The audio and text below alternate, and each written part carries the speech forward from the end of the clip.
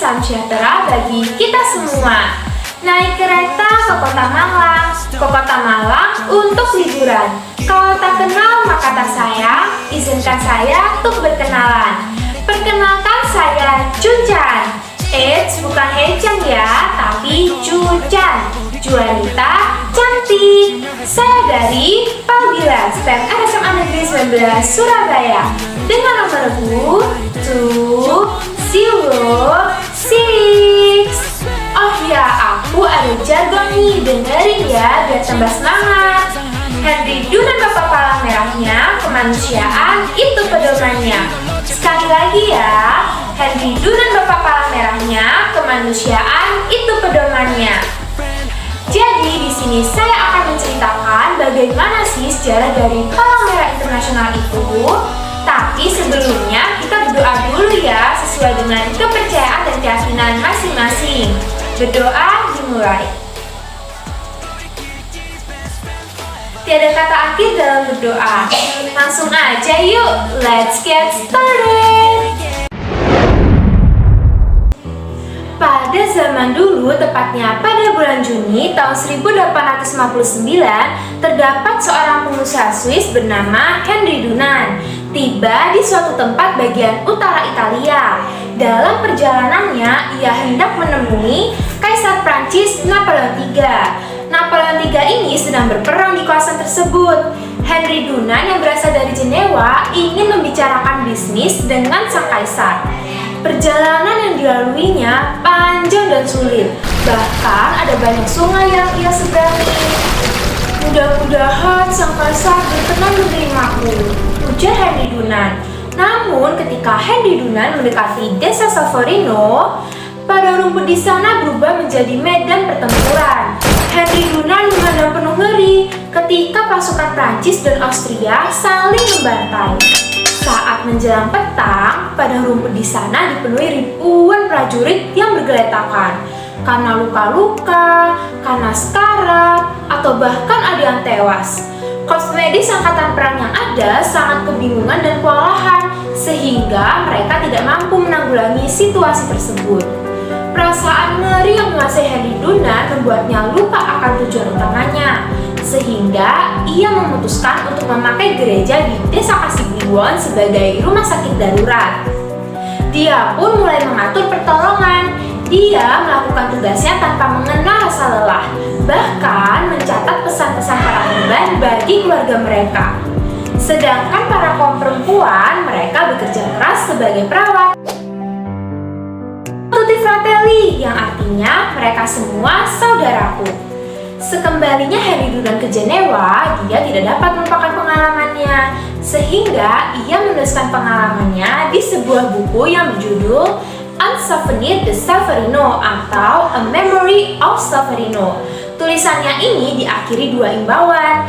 Yang pertama, agar di setiap negara dibentuk sebuah kelompok relawan untuk mengurus para korban dalam masa perang. Yang kedua, agar negara-negara ini membuat kesepakatan untuk melindungi para relawan pertolongan pertama ini. Lalu pada tahun 1862 buku Henry Dunan terbit, maka lahirlah sebuah gagasan.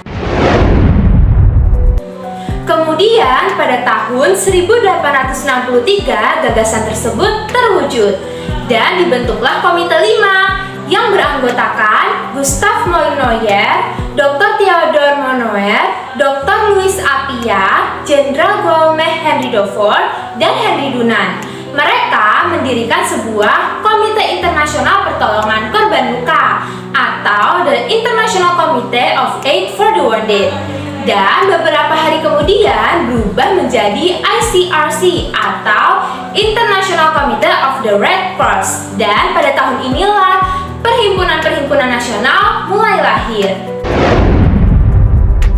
Setelah itu, pada tahun 1864 terdapat Konvensi Jenewa yang pertama, yaitu mengenai perbaikan kondisi prajurit yang terluka dalam masa perang di darat. Diadopsi oleh sebuah konferensi diplomatik. Terdapat 4 konvensi Jenewa yang masing-masing melindungi prajurit yang terluka dan sakit dalam masa perang di darat, prajurit yang terluka dan sakit dan kapalnya karam dalam perang di laut, tawanan perang, dan orang sipil dalam masa konflik bersenjata. ICRC masih mengkhususkan diri dalam memberikan bantuan pada para korban pada masa konflik bersenjata. Dengan cara apa aja ya kira-kira? Caranya yang pertama, memberikan bantuan darurat kemanusiaan dan bantuan medis pada penduduk sipil. Yang kedua, mengunjungi tawanan perang dan tahanan politik.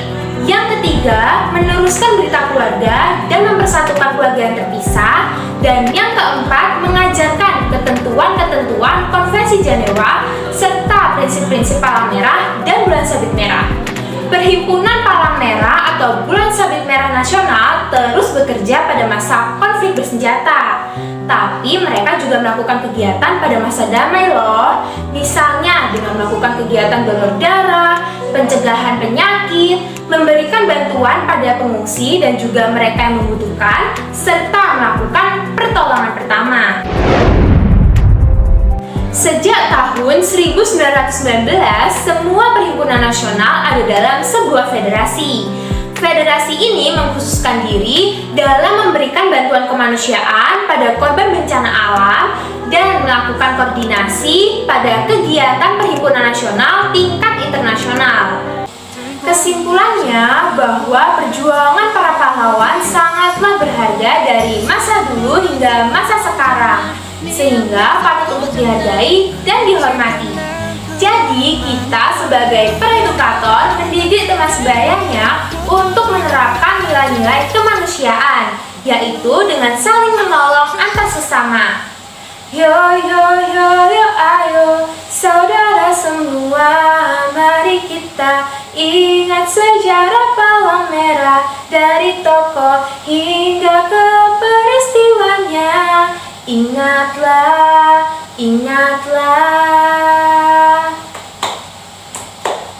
sebarkanlah pada masyarakat luas untuk hargai perjuangan para tokohnya. Yo ayo semua. Semoga sedikit kurangnya banyak lebihnya. Sebelum saya mengakhiri video pada hari ini, alangkah baiknya kita berdoa sesuai dengan kepercayaan dan keyakinan masing-masing. Berdoa dimulai.